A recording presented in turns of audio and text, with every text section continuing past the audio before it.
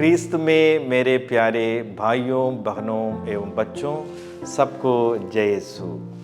राख बुधवार के बाद चालीसा के पहले रविवार में है हम, जहाँ पर हम लोगों को याद दिलाया गया है कि इंसान अस्थिर है, इंसान अमर नहीं है, मनुष्य की मृत्यु सुनिश्चित है।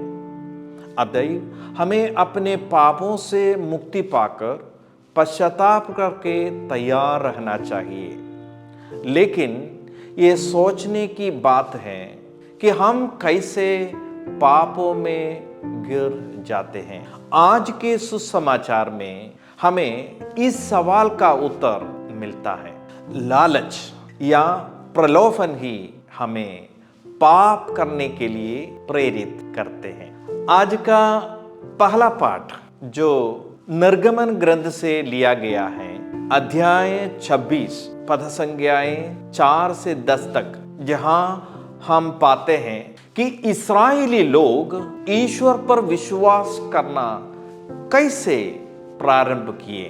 पुरानी यादें, हाँ भाई और बहनों, पुरानी यादें ईश्वर द्वारा प्राप्त कृपाओं, अनुग्रहों एवं आशीषों के पुरानी यादें। ईश्वर ने पहले इस्राएलियों को शत्रुओं से बचाया था।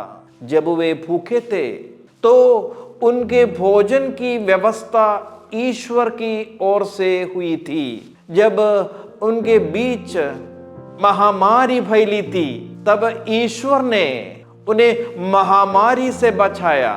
ये सब सुंदर यादें इस्राएलियों के हृदय में बस गई थी, जिससे प्रेरित होकर उन्होंने ईश्वर की आराधना, उसकी पूजा करना, ईश्वर को चढ़ावा अर्पित करना शुरू किया और यह परंपरा चलती रही।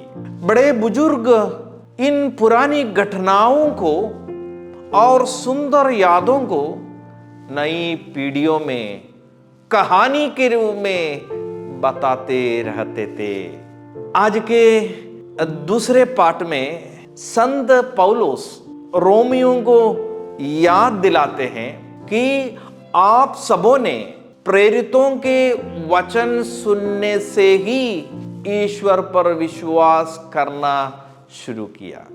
वचन सुनना और सुनने के बाद अपने विश्वास को एक दूसरे के सामने घोषणा करना भी जरूरी है। आज के सुसमाचार में हम पाते हैं कि प्रभु यीशु की परीक्षा शैतान द्वारा लिया जाता है। बपतिस्मा ग्रहण करने के तुरंत बाद यीशु मरुभूमि में 40 दिनों तक एकांतता में उपवास करने लगे थे। शैतान उनकी परीक्षा लेने पहुंचा। शैतान ने चाहा कि यीशु अपने सामर्थ्य और शक्ति का प्रयोग करके अपना भूख मिटाए। प्रलोभन देकर शैतान ने चाहा कि यीशु ईश्वर की नहीं बल्कि शैतान की ही आराधना करे। शैतान ने चाहा कि यीशु ईश्वर की परीक्षा ले या ईश्वर की शक्ति पर संदेह करे, लेकिन यीशु को ईश्वर की सामर्थ्य एवं शक्ति पर पूरा पूरा भरोसा था।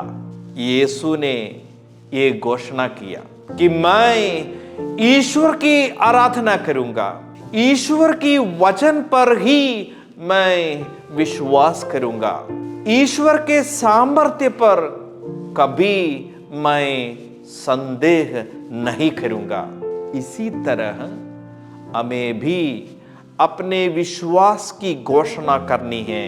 प्रभु द्वारा दिए गए सभी दानों को याद करना है। इन सुंदर यादों को कभी कभी उजागर करना या स्मरण करना है। हमें प्रभु के साथ चलने के लिए तीव्र इच्छा उत्पन्न करना है।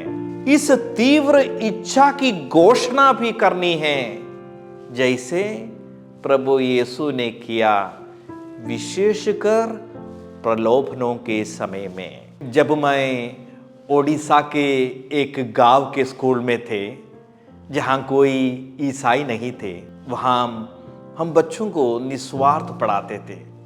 तो गांव वाले मुझसे कहने लगे कि आप तो हमारे बिरादरी के नहीं हैं, फिर भी आप हमारे बच्चों एवं गांव के लोगों का ध्यान रखते हैं, ख्याल करते हैं और पढ़ाते भी हैं। ऐसा क्यों करते हैं?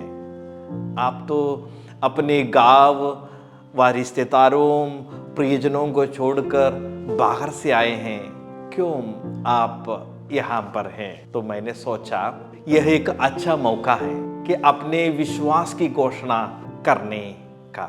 मैंने उनसे कहा कि प्रभु यीशु जो मेरे मुक्तिदाता है, मेरे गुरु हैं, मेरे ईश्वर हैं, मेरे सब कुछ हैं, यीशु ने कहा है कि एक दूसरे को प्यार करो। हम यहाँ पर हैं प्यार बांटने के लिए, हम यहाँ पर प्यार बांटने के लिए आए हैं। क्रिस्त में मेरे प्यारे मित्रों, चालीसा काल के इन दिनों में हमेशा हम लोगों के मन में ये बात रहे कि हम एक दूसरे को प्यार बांटें और यीशु पर अपने विश्वास की घोषणा हम अपने वचनों, अपने व्यवहारों द्वारा करें। प्रभु सबको आशीष दे। जय यीशु।